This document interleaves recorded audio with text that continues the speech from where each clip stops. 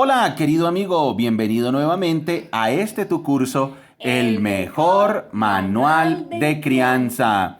Estamos como familia reunidos frente a la Biblia. La Biblia es el mejor manual de vida y el mejor manual de crianza para todas las etapas en todos los momentos de la vida. Muy bien, estamos continuando con esta serie de la carta de Pablo a los Romanos. ¿Cómo hemos titulado, Dani, esta serie de la carta del apóstol Pablo a los Romanos? ¿La recuerdas? Sí, la confianza. La confianza verdadera o la verdadera confianza. Y hemos dicho que la confianza verdadera es tener o establecer la relación correcta con Dios. ¿Es correcto, campeón? Sí. La confianza verdadera es establecer la relación correcta con Dios. Y eso es lo que nos va a explicar el apóstol Pablo a lo largo de toda esta carta a los romanos. Vamos a leer los versículos base, los claves que estamos teniendo en cuenta para la explicación de todo este libro, para la lectura del libro. Y los textos claves son el capítulo 1, versículo 16 y 17. Romanos capítulo 1, versículo 16 y 17 dice así: Pues no me avergüenzo de la buena noticia acerca de Cristo, porque es poder de Dios en acción para salvar a todos los que creen, a los judíos primero y también a los gentiles. Esa buena noticia nos revela cómo Dios nos hace justos ante sus ojos, lo cual se logra de principio al fin por medio de la fe, como dicen las Escrituras. Es por medio de la fe que el justo tiene vida. Y entonces, a lo largo de la carta, el apóstol Pablo nos va a estar explicando estos dos textos. Nos va a estar explicando que él no se avergüenza de la buena noticia, porque la buena noticia se trata es de Cristo. O sea, la obra de Cristo. ¿Qué significa la obra de Cristo? Eso lo va a estar explicando a lo largo de la carta. Y dice que es poder de Dios en acción para salvar a todos los que creen, a los judíos primero y también a los gentiles. Entonces nos va a contar cómo así que es poder de Dios, no depende del poder humano. Y es un poder de Dios para salvar, porque Él es el que llama al pecador, y ahora no es solo para un grupo, sino es para toda la humanidad. Y nos va a contar, versículo 17, esa buena noticia nos revela cómo Dios nos hace justos ante sus ojos.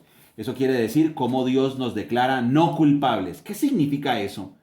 Y por eso el apóstol Pablo primero va a demostrar que todos somos culpables, para después explicar cómo es que Dios ahora nos declara justos.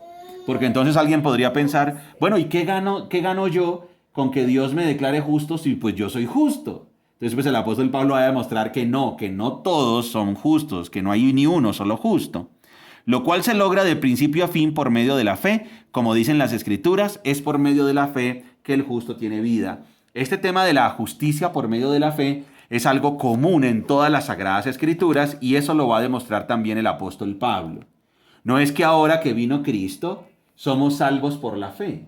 Realmente siempre la relación correcta con Dios se ha tratado de la fe. Es por medio de la fe que el justo tiene vida. Hace referencia que sin fe es imposible agradar a Dios, y la fe es la puerta, es la forma de establecer la relación correcta con Dios. Muy bien, maravilloso. Listo, Dani, capítulo 2 ahora. Ya hemos en el capítulo 1 explicado los 4 puntos de la degradación humana. El primer punto es que el ser humano no reconoce a Dios. No le quiere dar gracias. Ese es el primer punto de la degradación humana. El ser humano ni reconoce a Dios ni le quiere dar gracias. El segundo punto es que se fabrica su propia idea de Dios y se fabrica sus propios dioses. Se hace sus propias imágenes, sus propias réplicas, porque quiere hacerse un Dios como a él en su mente corrupta le parece. Eso es algo que hemos hecho todos los seres humanos. Número 3, se deshonra el cuerpo, se le da un mal uso al cuerpo, se degrada el cuerpo. Y número 4, se entrega a la maldad. Esos son los 4 puntos de degradación del ser humano a nivel general, universal. Entonces en el capítulo 1 ya el apóstol Pablo habló de la culpabilidad universal. Muy bien, maravilloso. Ahora vamos con el capítulo 2, y recordemos que en el capítulo 2 aparece un segundo nivel de culpabilidad y es el del moralista religioso. El moralista religioso que trata de vivir una vida ética, que trata de tener una vida rigurosa a nivel moral. Y entonces, claro, cuando el apóstol Pablo describió a la maldad universal y a los paganos, pues ese señor ético, muy moral, muy religioso, pues dice, uy, sí, paganos, pecadores, claro, están condenados. Sin embargo, el apóstol Pablo le dice, oye, un segundo, tú que juzgas a los demás, te estás condenando realmente a ti mismo. Y entonces ese va a ser un segundo grado de culpabilidad. Primer grado, la culpabilidad universal. Todos somos pecadores, los paganos. Número 2, ahora la culpabilidad de los moralistas, de los religiosos, de los que se creen superiores porque tratan de vivir una vida ética. Pero Él les va a decir, oye, pero es que Dios es compasivo y misericordioso contigo, justamente, señor moralista, para que tú te acerques a Dios arrepentido. No trates de, no creas que porque vives una vida con una ética excelente, eso ya te hace aceptado por Dios. No, porque cuando juzgas a los otros, te estás condenando a ti mismo y cuando practicas tu moralidad y tu religión, realmente también estás rechazando a Dios y también estás practicando lo que condenas. Y después va a aparecer un tercer grupo que son los judíos religiosos. Y entonces a los judíos religiosos les dice, ¿y ustedes judíos se creen mejores que los demás porque son maestros de los demás? Y ahí se completa entonces la culpabilidad universal.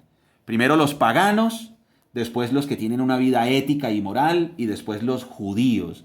Y entonces todos entramos a formar parte de la humanidad caída, que está perdida y que es pecadora delante de Dios. Por eso vamos a leer desde el capítulo 2. ¿Listo, campeón? Sí. Dice así. Tal vez crees que puedes condenar a tales individuos, pero tu maldad es igual que la de ellos. ¿Sí ve cómo arranca el apóstol Pablo hablándole a los moralistas? Y no tienes ninguna excusa. Cuando tú dices que son perversos y merecen ser castigados, te condenas a ti mismo porque tú, que juzgas a otro, también practicas las mismas cosas. Y sabemos que Dios en su justicia castigará a todos los que hacen tales cosas. Y tú, que juzgas a otros por hacer esas cosas, ¿cómo crees que podrás evitar el juicio de Dios cuando tú haces lo mismo? ¿No te das cuenta de lo bondadoso, tolerante y paciente que es Dios contigo? ¿Acaso eso no significa nada para ti? ¿No ves que la bondad de Dios es para guiarte a que te arrepientas y abandones tu pecado? ¿Sí ves el llamado, Dani? Le está haciendo un llamado a ese religioso, a esa persona que cree que tiene una muy buena ética. Le está diciendo, oye, pero Dios es paciente contigo para que te arrepientas. Arrepiéntete. O sea, no creas que tu ética y tu religión te salvan. Arrepiéntete. Versículo 5. Pero eres terco y te niegas a arrepentirte y a abandonar tu pecado. Por eso vas acumulando un castigo terrible para ti mismo, pues se acerca el día de la ira en la cual se manifestará el justo juicio de Dios. Él juzgará a cada uno según lo que haya hecho. Dará vida eterna a los que siguen haciendo el bien. Un momento. Muy bien, amigos, continuamos. Volvemos entonces desde el versículo 5. Pero eres terco y te niegas a arrepentirte y a abandonar tu pecado. Por eso vas acumulando un castigo terrible para ti mismo, pues se acerca el día de la ira en el cual se manifestará el justo juicio de Dios. Él juzgará a cada uno según lo que haya hecho.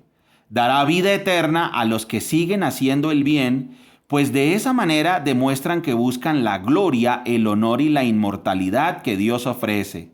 Pero derramará su ira y enojo sobre los que viven para sí mismos, los que se niegan a obedecer la verdad y en cambio viven entregados a la maldad. Habrá aflicción y angustia para todos los que siguen haciendo lo malo, para los judíos primero y también para los gentiles. Pero habrá gloria, honra y paz de parte de Dios para todos los que hacen lo bueno, para los judíos primero y también para los gentiles, pues Dios no muestra favoritismo.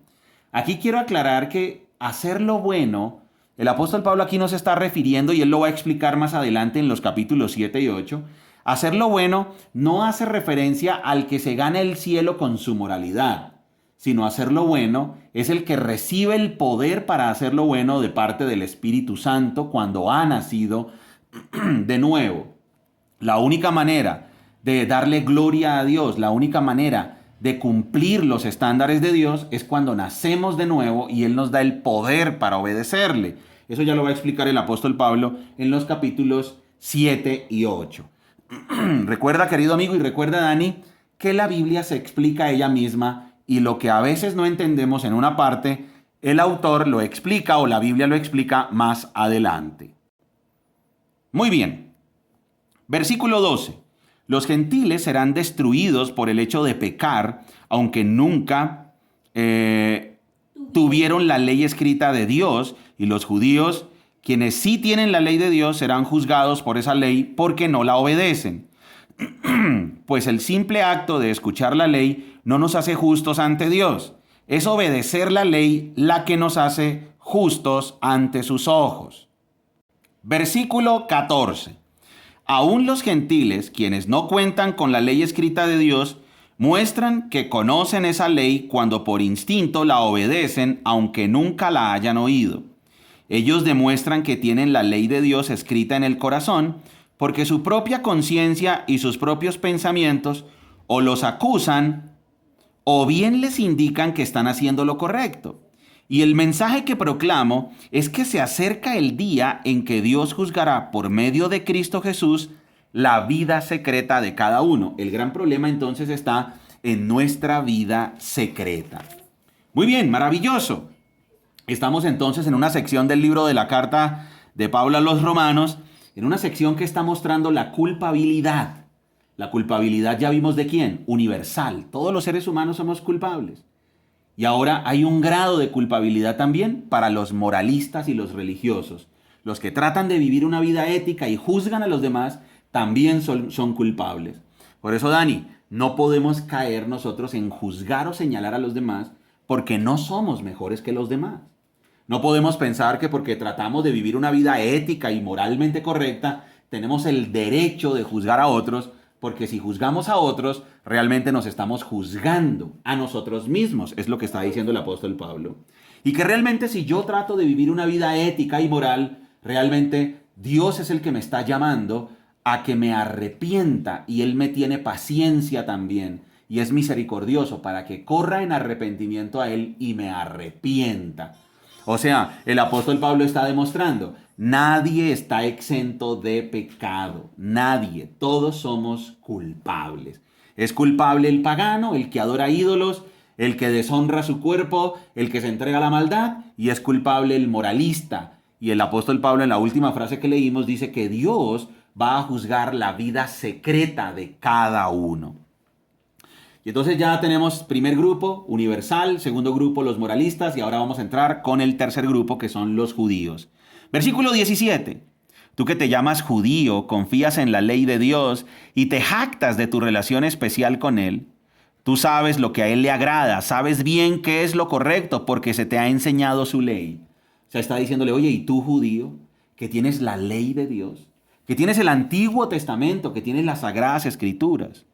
Estás convencido de que eres guía para los ciegos y luz para los que andan perdidos en la oscuridad.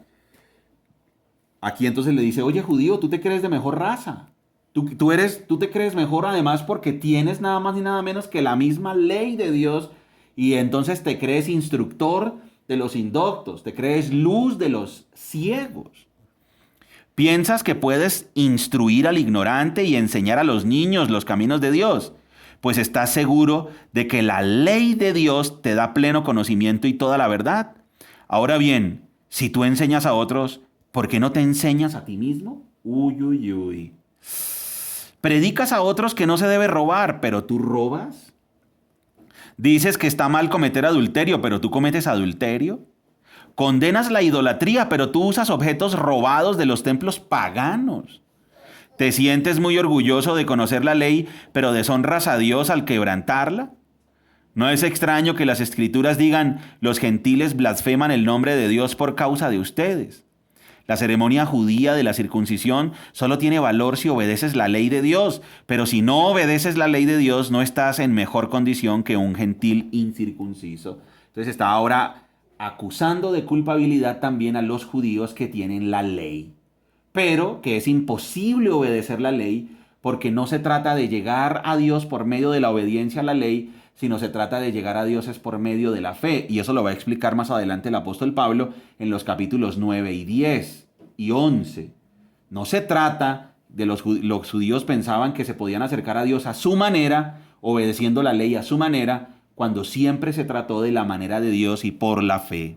Eso recuerden que lo vamos a estudiar en los capítulos 9, 10 y 11, porque esta carta es muy completa, se explica a sí misma y deja muy claros todos los conceptos.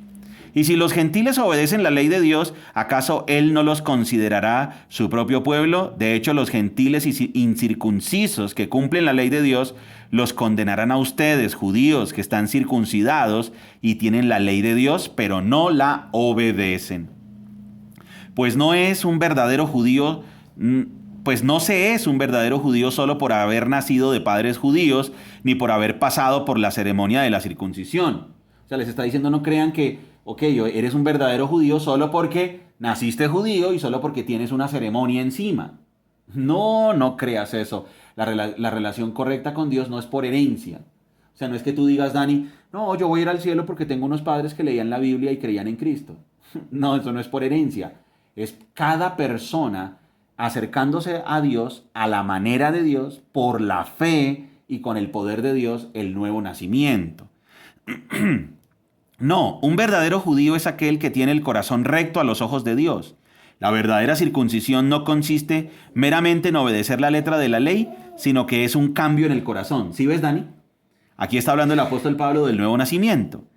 Dice, sino que es un cambio en el corazón producido por el Espíritu de Dios, y una persona con un corazón transformado busca la aprobación de Dios, no la de la gente.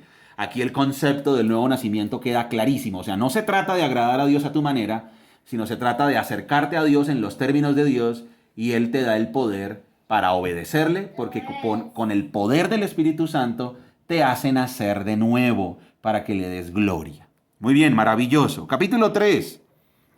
Entonces, ¿cuál es la ventaja de ser judío? ¿Tiene algún valor la ceremonia de la circuncisión? Pues entonces los judíos dirán, bueno, pero ¿qué? Si estamos en las mismas, entonces ¿qué? ¿Qué ventaja tiene ser judío? ¿Y de qué sirve haber sido el pueblo elegido de Dios? ¿Para qué nos eligió Dios entonces? Vuelvo y leo. Entonces, ¿cuál es la ventaja de ser judío? ¿Tiene algún valor la ceremonia de la circuncisión? Claro que sí. Tiene muchos beneficios. En primer lugar, a los judíos se les confió toda la revelación de Dios. Es cierto, algunos de ellos fueron infieles. ¿Pero acaso eso significa que porque ellos fueron infieles, Dios también será infiel? Por supuesto que no. Aun cuando todos los demás sean mentirosos, Dios es veraz, como dicen las Escrituras acerca de Él. Quedará demostrado que tienes razón en lo que dices y ganarás tu caso en los tribunales. Entonces dice el apóstol Pablo, no juzgues a Dios, no pienses que Él es injusto, porque Él, si lo ponemos a prueba, siempre va a demostrar que Él es perfecto. Dios es santo, Dios es justo, Dios es lleno de amor, compasión y misericordia. O sea que nunca podremos decirle a Dios o decir de Dios que es injusto, porque si nos ponemos en un juicio con Él, siempre quedará demostrado que Él es justo, veraz y santo. ¿Tú podrías acusar a Dios de injusto, Dani? No. ¿Podrías estar en un tribunal ante Dios y acusarlo de que Él es malo? No. No puedes, porque siempre se va a demostrar que Él es santo, perfecto y justo. Sin embargo, algunos podrán decir, nuestro pecado cumple un buen propósito, porque muestra a otros lo justo que es Dios. ¿No es injusto entonces que Dios nos castigue? Este no es más que un punto de vista humano. De ninguna manera, si Dios no fuera completamente justo, ¿cómo tendría autoridad para juzgar al mundo? Y sin embargo, alguien podría seguir argumentando, ¿por qué Dios me juzga como pecador si mi mentira realza su veracidad y le da más gloria a Él? Entonces alguien diría, bueno, pero al fin y al cabo, ¿como por qué me va a juzgar Dios si cuando yo soy malo y he pecado, pues es donde se realza su justicia y se realza su amor y su misericordia? Y realmente entonces, ¿por qué Él me va a condenar si mi pecado o mis defectos o mis fallas lo que hacen es demostrar su santidad y su amor? Entonces él está diciendo, deja de tener esos argumentos humanos y esas ideas humanas tratando de buscar la justificación para el pecado y tratando de buscar la justificación para no ser castigado y tratar de ponerle una tacha o una mancha a Dios, que es lo que mucha gente hace. Mucha gente escucha el mensaje de Dios y dice, pero si Dios existiera, ¿por qué existe maldad en el mundo? Y si Dios es malo, y empiezan a juzgarlo. ¿Qué? Nosotros los seres humanos con una mente totalmente pervertida, nosotros como seres humanos con una mente totalmente pecaminosa y desviada, ¿ahora vamos a juzgar a Dios? Entonces el apóstol Pablo dice, algunos incluso nos difaman asegurando que nosotros decimos, cuanto más pecamos mejor. Los que dicen tales cosas merecen ser condenados. Claro, habían muchos que ya habían tergiversado el mensaje del apóstol Pablo y ya lo habían acusado, que él, como decía, que la salvación era por fe, entonces ya lo habían acusado y habían distorsionado su mensaje diciendo que él predicaba que se podía pecar sin problema porque igual Dios nos salva por fe, igual no hay problema porque ya pues somos pecadores, pues Dios es misericordioso, pues ya nos salvó. Entonces él dice, los que dicen tales cosas merecen ser condenados. Estaban mintiendo acerca del mensaje del apóstol Pablo. Muy bien, campeón, ¿qué te queda claro hasta aquí de lo que hemos leído? Que todos somos malos y que hay que arrepentirse porque Dios nos va a juzgar y que no hay que creerse mejor que las otras personas. Correcto, no hay que creerse mejor que las otras personas. Dios nos va a juzgar, hay que arrepentirnos, es correcto. Y ahora vamos con la gran conclusión de esta primera parte. Recuerden que esta primera parte entonces es la condenación universal, la maldad universal. El apóstol Pablo está demostrando que todos somos pecadores. ¿Quiénes? Los paganos, los que no conocen a Dios, los que se entregan a la inmoralidad, a la idolatría, los que se entregan a la maldad, los que se creen muy éticos y muy moralistas y los judíos con la ley. Todos somos pecadores. Capítulo 3, versículo 9.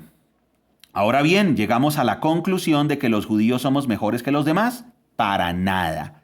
Tal como acabamos de demostrar, todos, sean judíos o gentiles, están bajo el poder del pecado, como dicen las Escrituras. Si ven, aquí ya está cerrando el apóstol Pablo, está diciendo, ya acabamos de demostrar que todos, judíos y gentiles, moralistas, éticos, paganos, judíos, religiosos, todos somos culpables.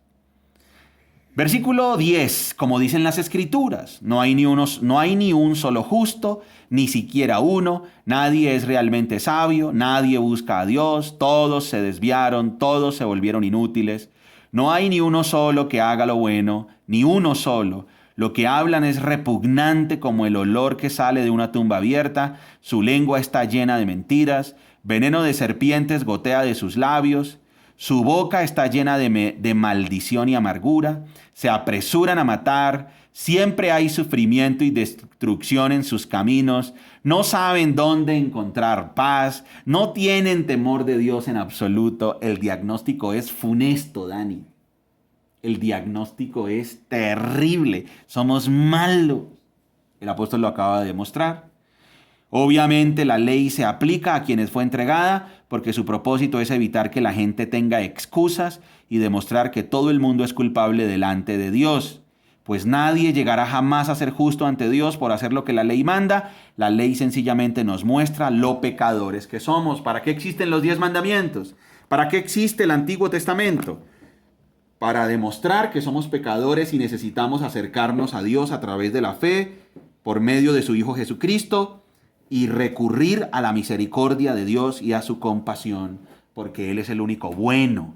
Y entonces, mi querido amigo, y nosotros como familia acabamos de leer la primera sección de la carta a los Romanos. Esa sección es conocida como condenación. Una palabra sencilla. Esa primera sección, hasta el capítulo 3, versículo 20, recuérdalo Dani, se llama condenación. Eso quiere decir, todos estamos condenados. Y ahora arranca otra sección que es la de justificación, o sea, declarados justos. Entonces, Dani, recuerda, arrancamos una sección que se llama declarados justos.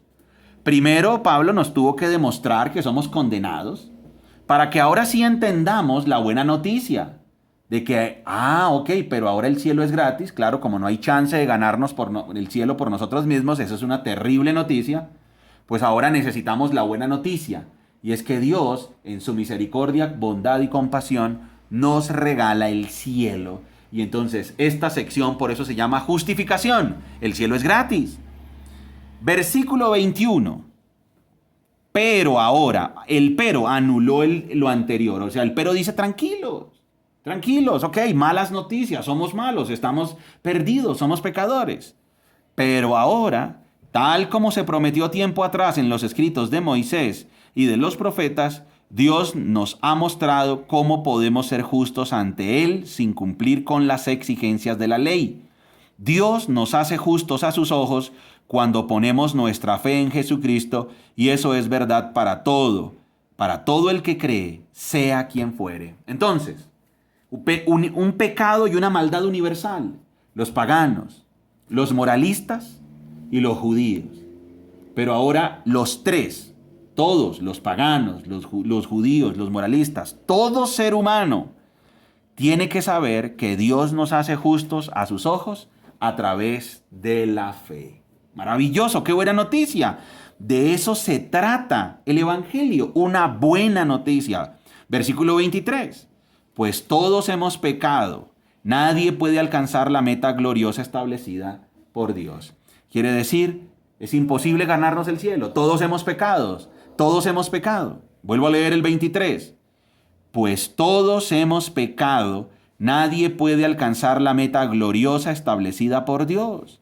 Sin embargo, con una bondad que no merecemos, Dios nos declara justos por medio de Cristo Jesús, quien nos liberó del castigo de nuestros pecados. Dani, por favor lee nuevamente el 23 y el 24 para terminar nuestra clase de hoy. Acércate al micrófono para que te escuchen claro. Vuelve a leer 23 y 24. Ok.